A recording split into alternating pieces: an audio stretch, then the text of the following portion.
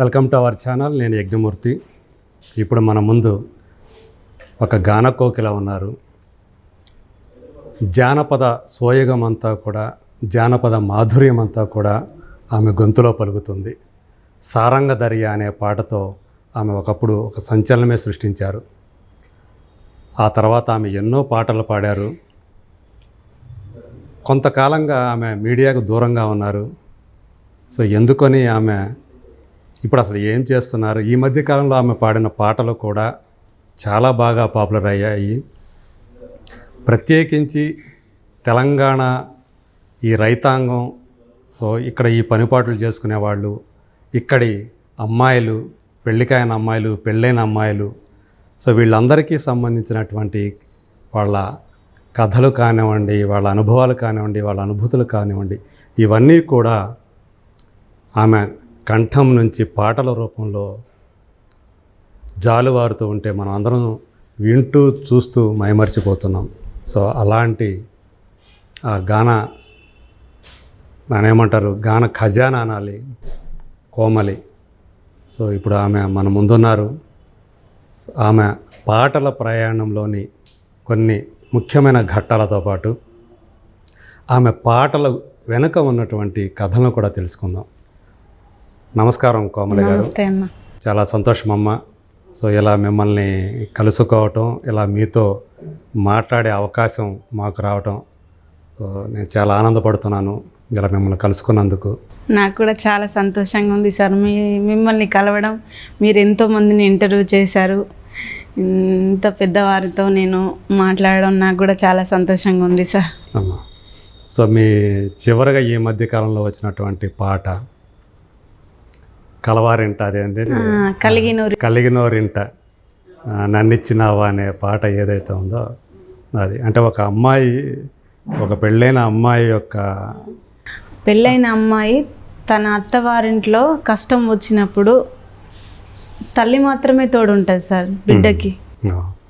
ఎక్కడైనా బిడ్డకి కష్టం వస్తే తల్లి మాత్రమే తోడు ఉంటుంది. ఆ తల్లి కూడా మనకు వెళ్తుంది, మన దగ్గర నుంచి అత్తవారింటికి వెళ్తుంది, ఎలా ఉంటుందో ఏమో అని చూడ్డానికి మనకు వచ్చినప్పుడు మన కష్టాన్ని చూసి తల్లి మనల్ని అడుగుతుంది, ఈ కష్టం ఎట్లా భరిస్తున్నావు, ఎందుకు నీకు ఇన్ని బాధలు, నేనున్నా కదా అని చెప్తే అప్పుడు బిడ్డ ఏమంటుంది, ఎంత నువ్వున్నా నువ్వు కూడా ఒకప్పుడు ఒక ఇంటి కోడలువే కదా అమ్మ, అన్నీ తెలిసి నువ్వు నన్ను ఎందుకు ఇచ్చినావు, నువ్వు ఎట్లుంటున్నావు అని నన్ను అడుగుతున్నావు, కానీ అన్నీ తెలిసి మరి నువ్వెందుకు ఇచ్చినావు అమ్మ అంటే, తెలియక నేను ఇచ్చిన అంటది. కానీ నువ్వు ఇచ్చిన దానికి నీ గౌరవం నిలబెట్టడానికి నేను అత్తగారింట్లో ఉండక తప్పలేదు. ఎంత కష్టమైనా సరే, మెట్టినింట్లో ఎంత కష్టపడ్డా సరే, పచ్చడి మెతుకులు వేసుకొని తిన్నా, కారం వేసుకొని తిన్నా, కట్టుకున్నోని దగ్గరే సుఖం ఉంటుందని నేను ఆ కష్టాన్ని అనుభవిస్తున్న అమ్మ అని దాన్ని ఉద్దేశించి ఒక చిన్న పాట రాయడం జరిగింది సార్. అదే అంటే మీ స్వీయ అనుభవం, మీ సొంత అనుభవం? సొంత అనుభవం, నా సొంత జీవితం.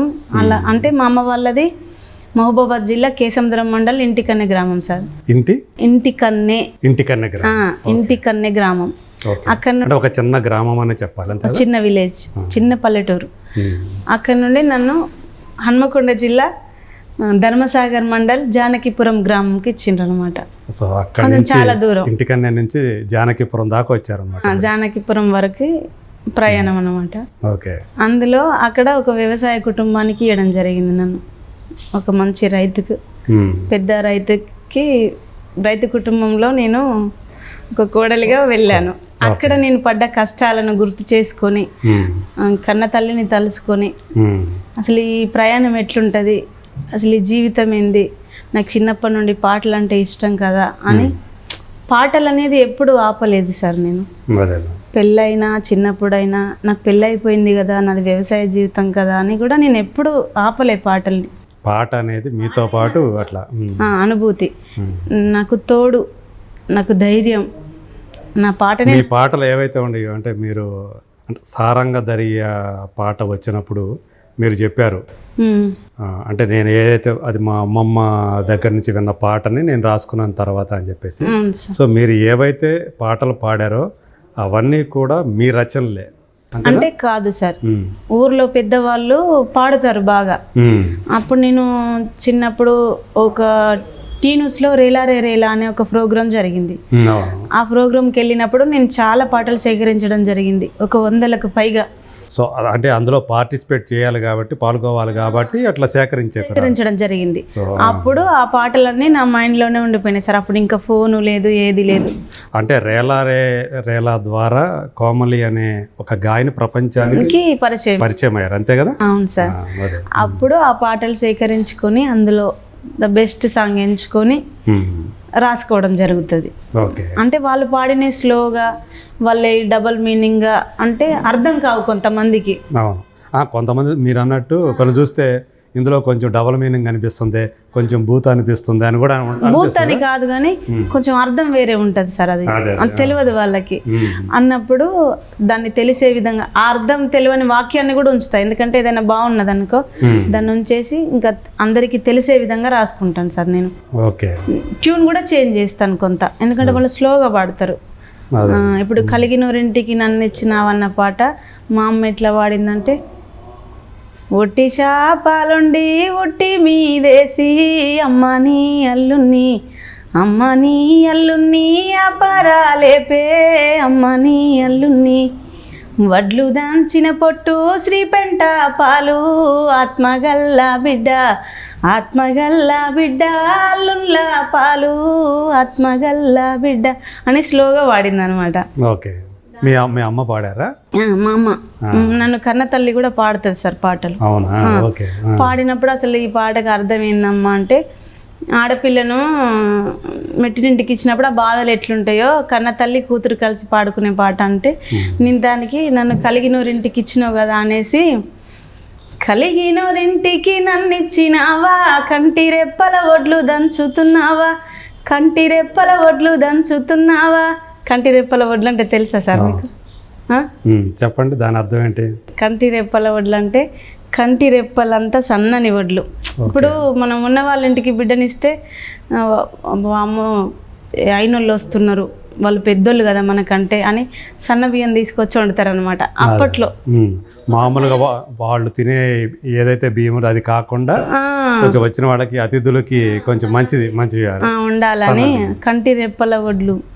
కలిగినోరింటికి నన్నిచ్చినావా, కంటి రెప్పల వడ్లు దంచుతున్నావా, కంటి రెప్పల వడ్లు దంచుతున్నావా, వడ్లు దంచిన పొట్టు శ్రీపెంట పాలు ఆత్మగల్లా బిడ్డ అల్లున్ల పాలు ఆత్మగల్లా బిడ్డ అల్లున్ల పాలు, పుంటి కూర తిన్న నాది పుట్నిల్లు తవిటి కుడుములు తిన్న తల్లిగారిల్లు, తవిటి కుడుములు తిన్న తల్లిగారిల్లు, తిన్నది తినంది కన్న తల్లి కెరుక ఆర్షి కట్టము చెప్పే అత్తకే మెరుక, ఆర్షి కట్టము చెప్పే అత్తకే మెరుక. అంటే ఆర్షి కట్టం అంటే ఎక్కువ పని, ఆ మీనింగ్ కూడా ఎవరికి తెలియదు కదా సార్. ఎక్కువ పని చెప్పే అక్కడ ఉండే పల్లె పదాలు ఏవైతే ఉన్నాయో వాటిలో చాలా అందం ఉంటుంది, కానీ అర్థం తెలియదు చాలా మందికి తెలియదు సార్. కానీ అలా ఒక ప్రాంతంలో ఉన్నటువంటి పలుకుబడులు అంటాము, అక్కడ సామెతలు కానీ ఆ పద్ధతులు అవన్నీ కూడా వాళ్ళ వాడుక భాష అని కూడా అనొచ్చు. అవును, వాళ్ళ వాడుక భాష అదే. ఏ ప్రాంతానికి ఆ ప్రాంతానికి ఒక వాడుక భాష ఉంటుంది, అది అందరికీ తెలియకపోవచ్చు. కానీ మనం ఏ ప్రాంతానికి చెందామో ఆ ప్రాంత భాష వాడితే దాని యొక్క అందం అంత ప్రపంచానికి అంతా తెలుస్తుంది. అలా మీ పాటల ద్వారా మీరు అలాంటి పదాలను ఏవైతే ఉన్నాయో, అలాంటి మాటలను ఏవైతే ఉన్నాయో మీ పాటల్లో వాటిని పొందుపరిచి చక్కగా ప్రపంచానికి తెలియజేస్తున్నారు. అంటే అప్పటి పాటలను, అప్పటి పదాలను బతికియడమే. కోమలి అనే అమ్మాయికి ఈ పాట అనేది ఎట్లా అలవడింది? అంటే చిన్నప్పటి నుంచే ఉందా? ఏ వయసు నుంచి ఈ పాట అనేది ఆమె జీవితంలో భాగమైంది? అంటే నేను 5th క్లాస్లో ఉన్నప్పటి నుండి సార్. ఓకే.